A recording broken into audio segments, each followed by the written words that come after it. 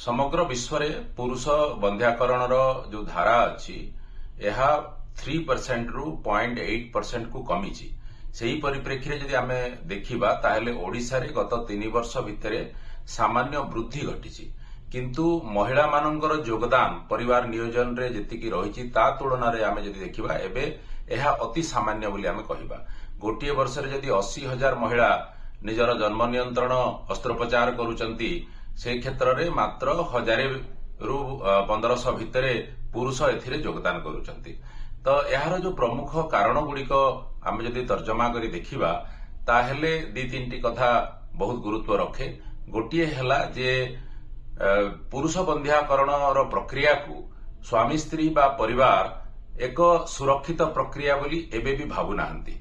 ए दिगरे सामाजिक स्तर रे बा स्वास्थ्यगत दृष्टिकोण चर्चार घोर भाव रही आम ए विषय बेसी कथबार्ता करूना।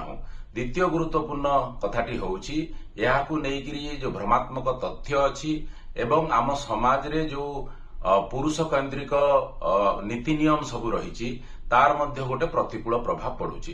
अनेककर धारणा जे जदि पुरुष बंध्याकरण निजे कराए ताहेले तार पौरुषत्व नष्ट हो तार जो रोजगार करिवार पई बल दरकार से बल कमिजिवो एभली धारणा सबू रही एवं पुरुष निजको जो गोटे मरद बोली परिचित कराए से मरदपणटी तार नष्ट हो जेंडर नॉर्म्स कथा आम जदि कहवा यही सबू कारण गुड़िक प्रतिकूल भाव में छिड़ा होउची। किंतु सुखर कथा जे धीरे धीरे किछि लोक एथिरे सामिल होइचंती।